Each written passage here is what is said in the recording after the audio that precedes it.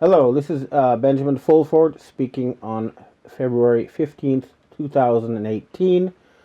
Today I have with me a special guest, Robert David Steele, who's a former CIA officer and the person who started Marine Intelligence, and he is now an activist for a better planet. Welcome to Japan, Mr. Steele. Ben Fulford, it's an honor to be with you. I came to meet you. Okay. So, what do you think there's a revolution happening in the United States right now? What do you think is happening? There's a serious power struggle, but give us a simple version of what you think is happening. The simple version is Donald Trump was not supposed to win. He won by accident. He's opened the door for the rest of us. He may fail. He may have been captured by the deep state after entering office. But the cat is out. Between the internet and Donald Trump and the things that you and I and a few others are doing, I believe that we're going to see massive positive change in the next 12 years. Yes. I think it should be happening even sooner. One of the reasons Mr. Steele is in Japan is because we have secured guarantees for large gold deposits in Indonesia, in Papua New Guinea, in Bougainville, and other parts of Asia to back up a cryptocurrency, which is yet to be determined which one it's going to be or how it's going to work.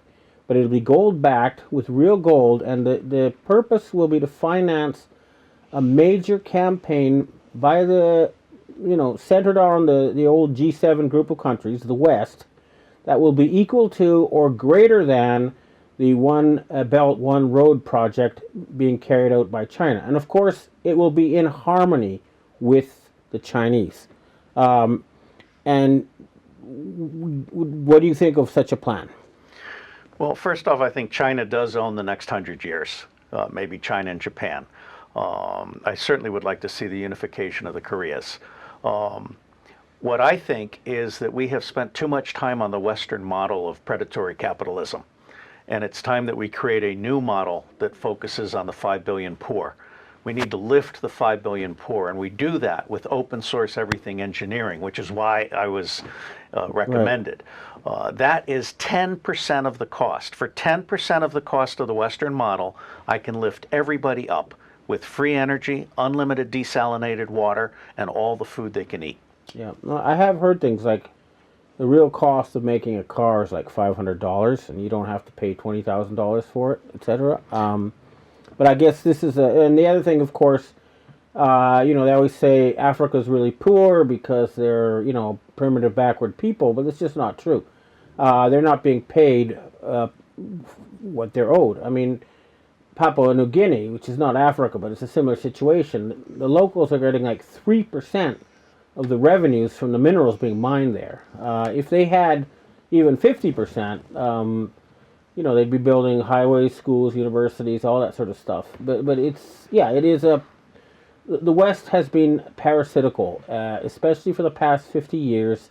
There was a time when they thought they were helping the planet develop, but for the past 50 years, they have been a destructive force, and it's time now to turn the West into a constructive, friendly thing for the planet and to loosen the incredible potential that's been held back by these murderous, greedy criminals who took over the financial system. Let me just say that one of the reasons I'm here is to talk with some millionaires about a post-Amazon, post-Google internet. The time has come to put down the internet that is controlled by the United States and by the Zuckermans and Eric Schmidts of the world. I call this hashtag Google Gestapo. We need an internet that is for the people, by the people, of the people, which cannot be censored, and you cannot be digitally assassinated in the internet as you can today. Yeah, both of us have been victims of Google censorship, Wikipedia censorship, all sorts of. We know that what people are seeing is a very controlled and censored internet, except for stuff they want to distract you with, like pornography. But real truth, they try to bury it. And yeah, I agree with you. We need to get rid of Google and Facebook. Well, let me make a further point. 50% of the world is not on the internet. In addition to ending absentee landlords, I think absentee foreign landlords have got to go. People should own their own natural resources and they should be the beneficiaries. This is particularly true in the Southern Hemisphere, from Asia through Africa and the Americas. But more so, we should be extending education to everybody. The one unlimited resource we have on this planet is the human brain. And we are not taking advantage of the 5 billion poor and the brains and the ethics. I've noticed your ethical positions, which I admire very much. Bottom line here is we're at the very beginning of 1,000 years of peace and prosperity. I agree with you completely. Now I want to change the subject a bit. Here in Japan, there's a big fight going on to end the military occupation government that's been in place since the end of World War II. And there's a similar movement in Germany to, they're not independent countries, they're militarily occupied colonies, pretending to be independent countries. But what do you think? Do you think Germany and Japan will finally become independent again? I think the center of gravity for justice around the world is the American public. We have to get the American public to demand the closure of 1,000 military bases by the U.S. overseas. Germany and Japan are, in effect, vassal states as long as there is a U.S. military presence in these countries. I am one of the people, as a former CIA officer, who has gone on record as saying that the primary purpose of our military bases around the world is to smuggle gold, guns, drugs, cash, and small children. The fastest way to clean up this planet is to close every single U.S. military base around the world.